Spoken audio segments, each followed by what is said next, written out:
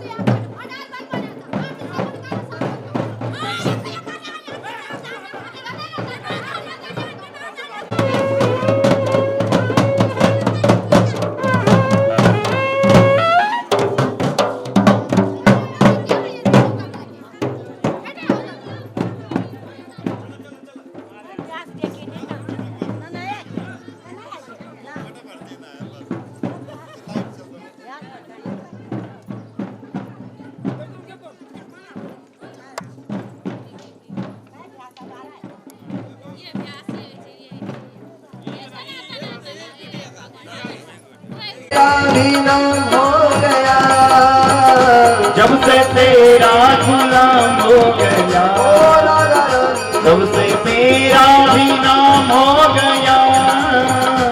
ऐसे होती ऐसे होती बढ़िया है सबसे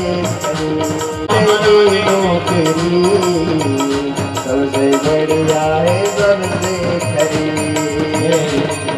रानी तेरी नौकरी। तनख्वाह भी कुछ कम ओ मेरी तनख्वाह भी कुछ कम, तब कहीं जाके ये दर मिला हो गई अब तो, हो गई अब तो, हो गई अब तो रहमत तेरी, सबसे बढ़िया है सबसे खरी। हो गई अब तो रहमत तेरी, सबसे बढ़िया है सबसे खरी। राधा रानी, महारानी, राधा रानी, महारानी, राधा रानी, जय हो। राधा रानी तेरी नौकरी, सबसे बढ़िया है सबसे खरी। राधा रानी तेरी नौकरी, सबसे बढ़िया है सबसे खरी, सबसे बढ़िया है सबसे खरी। गुरुदेव भगवान की जय हो, सद्गुरुदेव भगवान की जय हो। तेन त्वया भारत तेन पूर्णा, प्रज्वालितो ज्ञानमया प्रदीपा।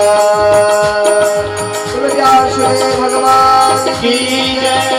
गुरुर्ब्रह्मा गुरुर्विष्णु गुरुर्देवो महेश्वरा, गुरु साक्षात् परब्रह्म तस्मै श्री गुरवे नमः।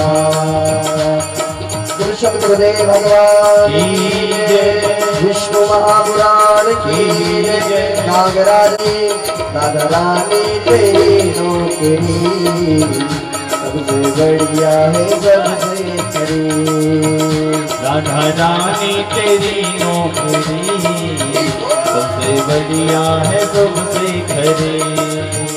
जय गोविंद गोविंद गोपाला, ओ जय गोविंद गोविंद गोपाला, ओ जय मुरली मनोहर नंदलाला, ओ जय मुरली मनोहर नंदलाला, जय गोपाला, ओ जय गोपाला, जय नंदलाला, ओ जय गोपाला, जय नंदलाला, जय गोपाला, जय जय गोविंद गोविंद गोपाला, जय गोविंद गोविंद गोपाला, जय मुरली मनोहर नंदलाला, ओ जय मुरली मनोहर नंदलाला, जय गोविंद गोविंद गोपाला, जय गोविंद गोविंद गोपाला, जय गोविंद गोविंद गोपाला।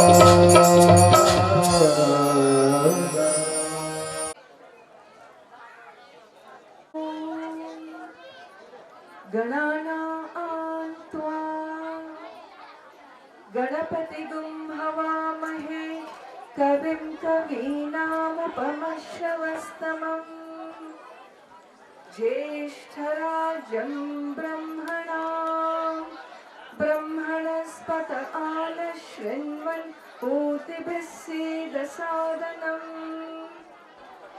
ॐ महागणपतये नमः। ॐ कल्याणानां निधानं कलिमलमथनं पावनं पावनानां पाथेयं यन्मुमुक्षोः सपदि परपरप्राप्तये प्रस्थितस्य विश्रामस्थानमेकं कविवरवचसां जीवनं सज्जनानां बीजं धर्मद्रुमस्य प्रभवतु भवतां भूतये राम नाम वरिष्ठं वातात्मजं वानरयूथमुख्यं श्रीरामदूतं मनसा स्मरामि, श्रीरामदूतं वचसा वदामि, श्रीरामदूतं शिरसा नमामि। ॐ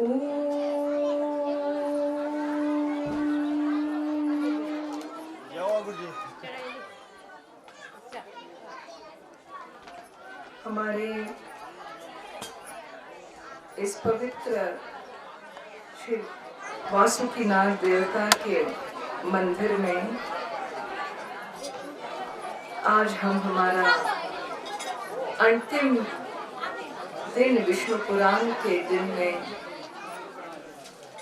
ना ही चैत्र नवरात्रि की पूर्णता है, आज तो एक राम नवमी का महोत्सव भी है।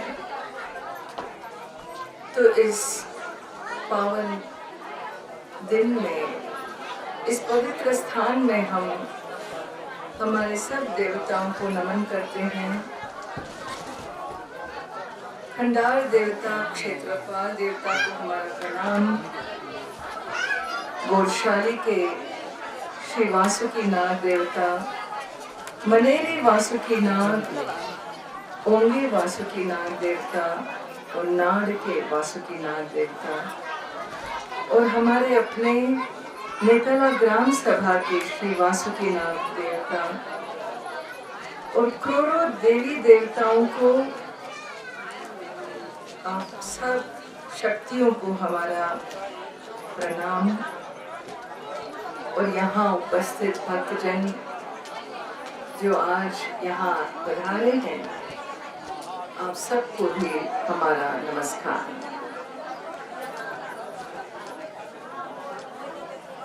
आज जैसे हम कुछ समय बच गया है आज का, तो बड़े गौर से, बड़े ध्यान से हमको आज का संदेश आवश्यक हृदय में उतारना होगा। तो मैं आपसे विनती करती हूँ, आप सबका ध्यान अगर इस व्यासपीठ के प्रति हो तो हम सबको बहुत आनंद होगा। कई विचार सामने रखे गए हमारे व्यास जी ने, हमने अपने आप भी, इनके गुरु ने भी कई बातें कही गई, बहुत अनमोल संदेश हमको मिले यहाँ से, इस पवित्र स्थान से।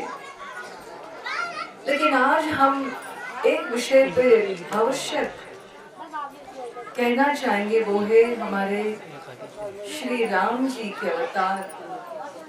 जैसे आपने इस सप्ताह में भगवान श्री कृष्ण का अवतार का आनंद लिया, आज तो राम नवमी है, जो त्रेता युग के महाअवतार श्री राम जी के अवतार में ही हमको धर्म को समझने का हमको मौका मिला। धर्म क्या है, धर्म को कैसे निभाया जाता, हमारा स्वकर्म स्वधर्म कैसे निभाया जाता, इन चीजों की व्यवस्था के लिए, ना ही हमारा अपना लेकिन हमारे पूरे समाज के लिए, मनुष्य जाति को क्या करना है, क्या नहीं करना है। अगर हमने हमारा कर्तव्य नहीं निभाया तो कैसे असुर, रावण जैसी शक्तियां और कई दानव शक्तियां, राक्षस शक्तियां ऐसे बढ़ जाती हैं सृष्टि में कि धर्म का दबाव हो जाता है। श्री राम जी के अवतार में हम बहुत कुछ हमको सीखने मिलता है। जैसे श्री कृष्ण के अवतार में हम श्री कृष्ण के अवतार को लीला अवतार मानते हैं। श्री कृष्ण का अवतार है जो आनंद में आपको आकर्षण कर देता है। अपने ही लीलाओं में आप श्री कृष्ण का अनुचरण नहीं कर सकते। ये ऐसे महाअवतार थे, पूर्ण अवतार थे हमारे देश में, लेकिन श्री कृष्ण अवतार का आप अनुचरण बिल्कुल नहीं कर सकते। क्योंकि पता है क्यों? वो एक लीला अवतार थे। उनका अनुचरण करना मतलब एक को आप अपने आप को कई गुण, एक व्यक्ति 100 गुण हो जाए कभी अनिमा कभी गरिमा रूप ले लें, कभी महाविष्णु का रूप ले लें तो कभी एक बालक का रूप। क्या क्या लीलाएं भगवान श्री कृष्ण ने नहीं दिखाई हमको, इसलिए उनको तो लीला अवतार कहा जाता है। लीला अवतार में लीला अवतार का अनुचरण नहीं होता, लेकिन उनके उपदेश को हृदय में उतारने वाली बातें होती हैं। भगवत गीता में श्री कृष्ण भगवान के कितने अनमोल उपदेश हैं हम सब के लिए। उसको समझना, उसको जीवन में उतारना, उससे शक्ति पाकर हमारे अपने जो असुर हमें बसे हुए हैं, असुर गुण, तमस गुण, रजो गुण, जो असुर शक्तियां हैं, राक्षस शक्तियां हैं, कई शक्तियां हैं हम सब में। काम, क्रोध, लोभ, मोह, मद, मात्सर्य, ये सब शक्तियां असुर शक्तियां नहीं तो क्या है? सुर शक्तियां मानोगे आप इनको। इन शक्तियों को खत्म करना होगा। धर्म का विजय जब होगा जब हम इन शक्तियों को अपने काबू में रख पाए, इन शक्तियों को हमारे वचनों में न उतारें, इन शक्तियों को हमारे कर्मों में न उतारें। जब उसका बल हमको मिले, जब हमारे अपने इंद्रिय शक्तियां ऐसे प्रबल हो जाएं, तब जाके असुर शक्तियों को हम दबाव में रख सकते हैं। और वो कैसे होगा, वो कब होगा, ये जो समझाने वाले हमारे एक भगवान के एक बहुत सुंदर, बहुत भव्य, वो मर्यादा पुरुषोत्तम श्री राम जी का अवतार हुआ। वो थे मर्यादा पुरुषोत्तम, वो तो धर्म पुरुष थे। और धर्म की जीत उन्होंने कैसे बताई हमको, हमको कैसे सिखाया धर्म की जीत कब होती है। बहुत कुछ धर्म का मीमांसा, धर्म का विवेचन का बल हमको दिया रामायण में। और वो जो धर्म का जो बल है ना, उसको समझना ये बहुत बड़ी बात है। क्योंकि आप श्री कृष्ण भगवान को तो लीला का आनंद ले सकते हो, नाच सकते हो, गा सकते हो, लेकिन भगवान श्री राम जी का, उनके आशीर्वाद हो तो हम धर्म का अनुसरण, श्री राम जी ने अपने मर्यादाओं में कैसे अपने धर्म का पालन किया, वो समझ हम में आनी चाहिए। और हमको 2-3 अनमोल बातें मैं आज आपको कहूंगी। आगे तो आपको रामायण पूरी कथा सुनकर ही समझना होगा, लेकिन जो विशेष अनमोल धर्म के तत्व उन्होंने हमको सिखाए, वो है, एक है सत्य, सत्यता में उतरना। धर्म की जीत तब होगी जब हमारा जीवन सत्यता में होगा। और ये सत्यता क्या है आपको पता है? सत्य का भी कई रूप होते हैं, सत्य की अपनी लीला होती है। जब श्री राम जी अयोध्या से वनवास के लिए निकलते हैं, तब उनके जो सुमंत्र हैं, जो रथ चलाने वाले, जैसे ही वो बाहर आते हैं महल से, पूरा अयोध्या आकर फूट फूट के रो रहा है। इतना दुखी है श्री राम जी को जाते हुए देखते, सीता देवी, लक्ष्मण जी। और ये जब तीनों जब रथ पे चढ़ते हैं, तो श्री राम जी पीछे से सुनाई देता, राजा दशरथ जोर से चिल्ला रहे हैं, सुमंत्र को कह रहे हैं, रुको, तिष्ठ तिष्ठ तिष्ठ, आप जाओ मत, मैं मेरे बेटे को देखना चाह रहा, रुको मत जाओ। और दशरथ जी रो रोते हुए, गिर गिरते, दौड़ते हुए पीछे से आ रहे हैं। और श्री राम जी कहते हैं, भागो भागो, धड़ाधड़ आप रथ चलाओ। और सुमंत्र तो बड़े कंफ्यूज हो जाते हैं, वो भ्रम में होते मैं क्या करूं, मैं राजा की बात मानूं या श्री राम जी की बात मानूं, किसकी बात मानूं। और श्री राम जी उनसे कहते हैं पता है क्या, आपको मेरी बात माननी होगी, जैसे मैं कहता हूँ वही सुनो। हाँ मैं जानता हूँ आप में डर है कि जब आप हमको छोड़कर वन में छोड़कर जब आप वापस आओगे तब राजा जरूर आपको माफ नहीं करेंगे, क्योंकि आपने उनकी कहना नहीं मानी। आपको तो इसका डर है ना, आप सुने हमसे, आपको कोई डर की आवश्यकता नहीं। आपका आने के बाद अगर राजा दशरथ ने कहा आपसे कि आपने हमारी कहना क्यों नहीं सुनी, आप क्यों नहीं रोके, आप उनको एक ही जवाब देना। सुनिए गौर से श्री राम जी का शब्द, आप एक ही जवाब उनको देना, न अश्रौषम, हमने नहीं सुना। आपने कुछ कहा, हमने नहीं सुना। आप बताएं हमको ये सत्य है या झूठ है। श्री राम जी हमको सत्य सिखा रहे हैं या झूठ बोलना सिखा रहे हैं। ये है रामायण की शुरुआत। धर्म का मीमांसा, धर्म का विवेचन होता है वहां पर, और श्री राम जी खुद समझाते हैं सुमंत्र जी को, कहते हैं ये अश्रौषम कहना सही है, सत्य है, क्योंकि सत्य वो है जो दूसरों का दुख और दर्द और आंसू मिटाता है। कभी सच ऐसे नहीं बोलना जो सबको दुखी कर दे, दूसरे को दुखी कर दे। वो झूठ क्यों ना हो, वो सत्य बनता है जब वो दूसरों के फायदा में हो, दूसरों को लाभ हो। यहाँ तो पूरा अयोध्या इतना दुखी है, इतना दुखी है, हर क्षण हमारे लिए अनमोल है यहाँ से निकल जाना, नहीं तो वो दुख में तो बिल्कुल खत्म हो जाएंगे हमारे अयोध्या वासी। तो ये सत्य ही मानना। अब राजा को कह देना अश्रौषम। श्री राम जी ने हमको सत्य के कई अनमोल स्थितियां बताई, कहाँ सत्य झूठ हो सकता, कहाँ झूठ सत्य हो सकता, इसको समझना होगा, धर्म की मीमांसा करनी होगी। और दो बात मैं श्री राम जी की खड़ी रखूंगी आपके सामने आज।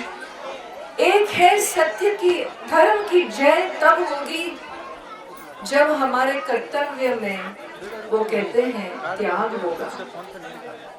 अगर कर्तव्य में त्याग न होना तो धर्म की जय नहीं हो सकती।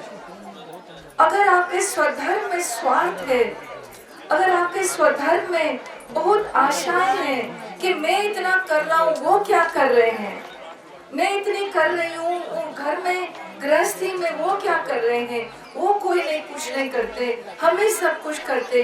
अगर इन बातों में आप उतरोगे ना, आपका धर्म कमजोर हो चुका है।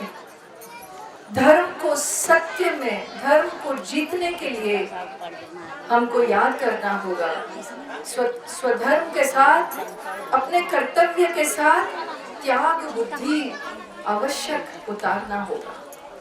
त्याग मीन्स, इसका मतलब अर्थ ये हुआ जो हम कर रहे हैं उसमें त्याग जरूर जुड़ा है। श्री राम जी ने एक ही वचन का पालन किया। क्या वचन? पितृवाक्य परिपालनम। अपने पिताजी के वाक्य का परिपालन किया उन्होंने, एक ही वचन का पालन किया। उसमें उनको क्या क्या त्यागना नहीं पता है, लेकिन वो तो खुशी से त्यागते हैं। इतनी खुशी से त्याग में उनका जीवन वनवास में जीते हैं। कितने भील राजा, गुहन और कई राजा आए कि आप हमारा राज्य ले लो। उन्होंने कहा नहीं, मैं तो पितृवाक्य परिपालन में जुड़ा हूँ, मैं आपके नगरी के अंदर नहीं आऊंगा, मुझे तो इस धरती पे सोना है, मैं तो फल फूल में ही जीऊंगा। ये मेरा वचन है, और अपने व्रत को निभाना ये बहुत बड़ा बल है।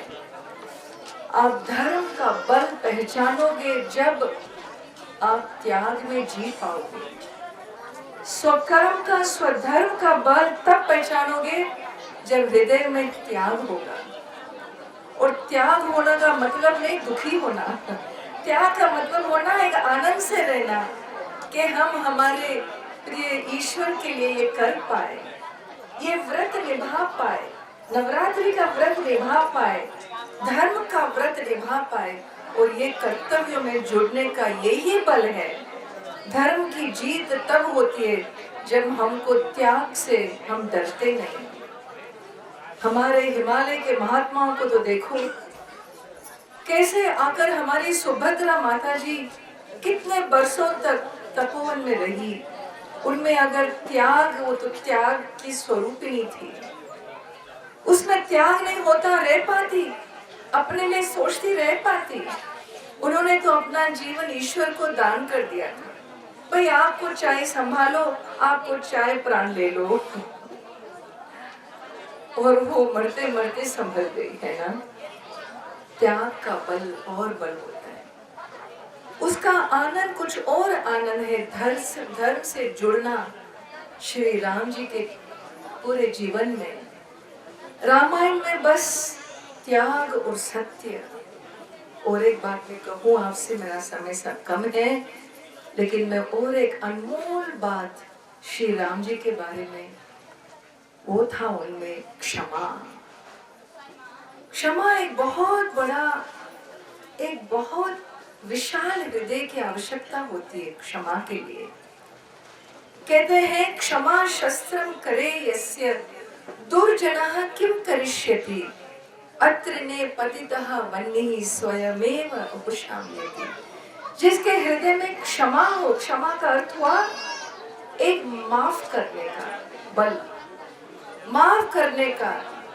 कोई गलती किया हो, चलो माफ कर दिया हमने, उसके लिए करुणा में हृदय की आवश्यकता है। धर्म की जीत तब होती है जब हमारा हृदय करुणा में बस जाए। तो कहते हैं क्षमा वो शस्त्र है, करुणा वो एक शस्त्र है हमारा, जिसके सामने कोई दुर्जन, कोई हमारा नुकसान नहीं पहुंचा सकता।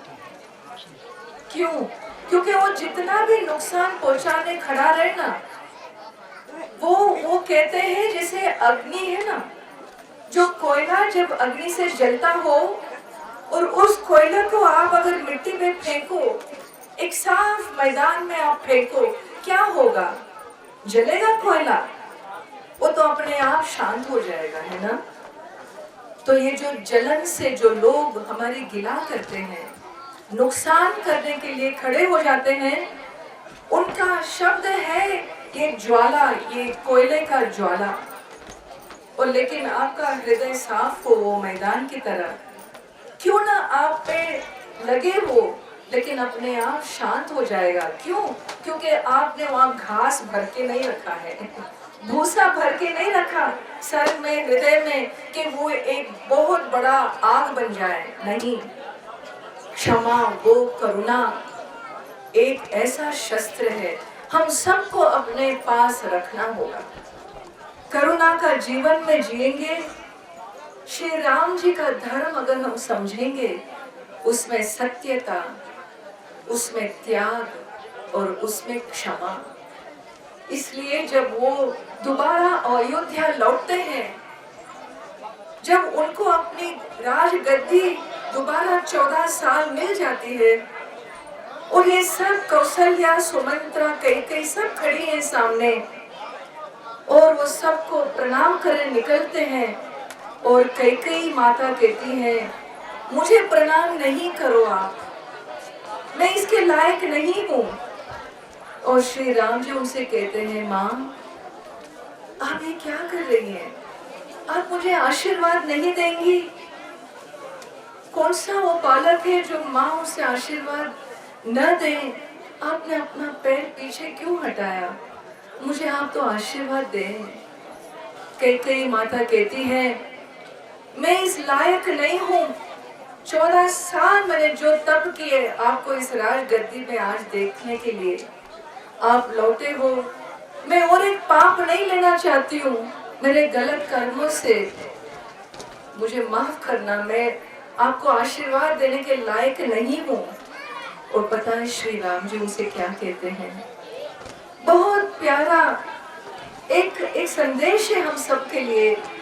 श्री राम जी कैकेयी माँ से कहते हैं, माँ, हमारी कौशल्या माता, सुमित्रा माता, इन्होंने तो हमको बिल्कुल एक राजा की तरह एक महल में हम बड़े हुए इनके साथ। लेकिन जीवन के जो असली उसूल हैं, जीवन के क्या जीवन है, हमारे ऋषि मुनि कैसे जीते हैं एक वन में, इन सब का रक्षा करने का मौका किसने दिया माँ? आपके ही वचन से मैं 14 साल इन सब ऋषियों की रक्षा कर पाया।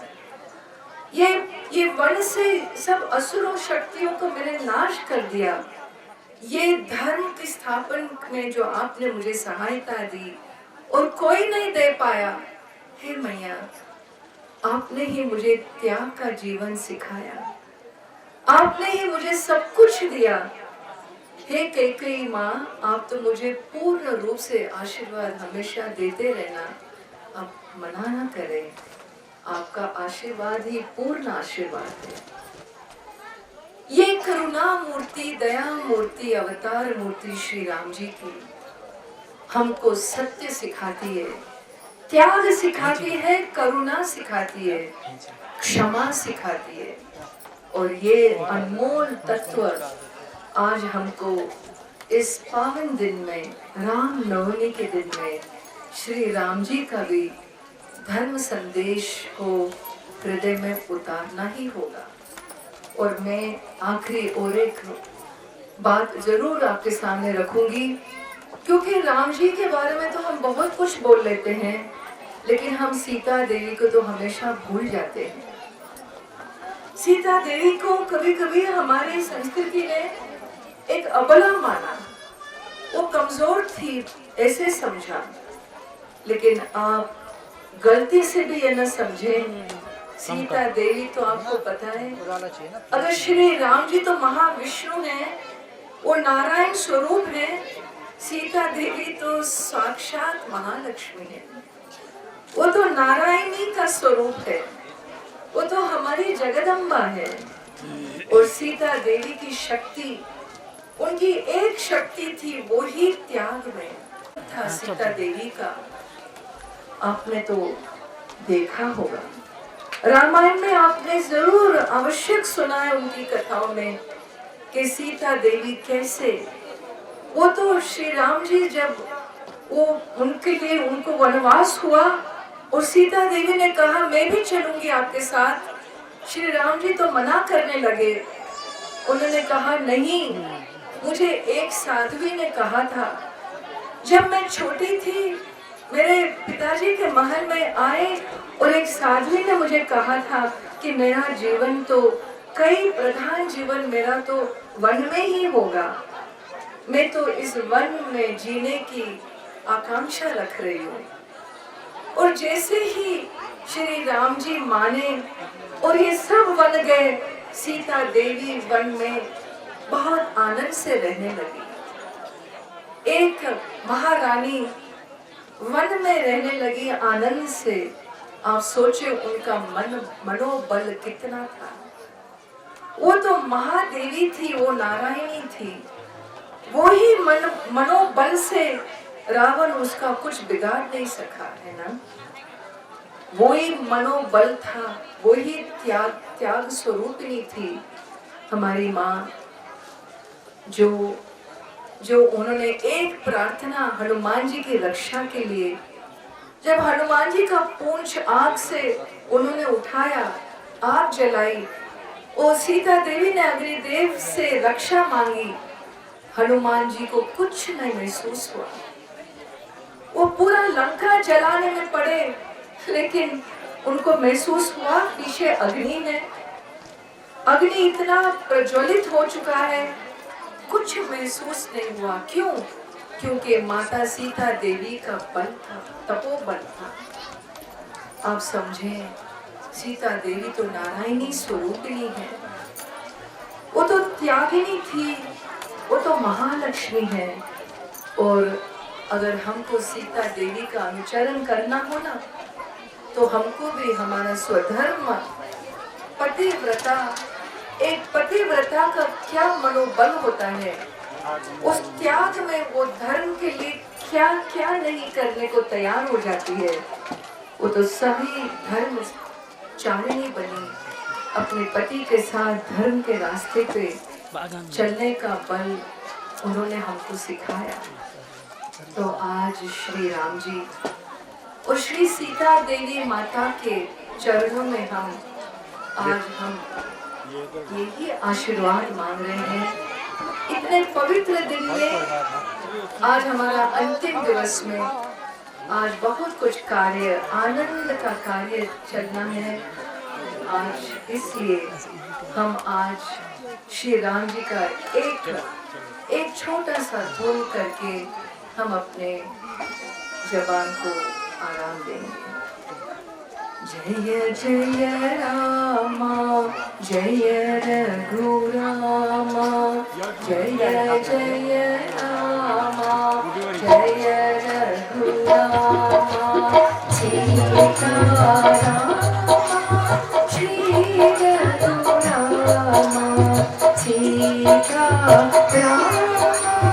श्री रघुरामा, जय जय रामा जय रघुरामा, जय जय रामा जय रघुरामा, सीताराम श्री रघुरामा, सीताराम श्री रघुरामा, पशुपति वल्लभ पावन रामा, पशुपति वल्लभ पावन रामा, पाप विमोचन तारक रामा, पाप विमोचन तारक रामा, जय जय रामा जय रघुरामा, जय जय रामा जय रघुरामा, जय रघुरामा जय रघुरामा। बोले श्री रामचंद्र की जय, बोले सीता माता की जय। नमः पूर्णमिदं पूर्णात् पूर्णमुदच्यते, पूर्णस्य पूर्णमादाय पूर्णमेवावशिष्यते। ओम शांति शांति शांति। हरि ओम। श्री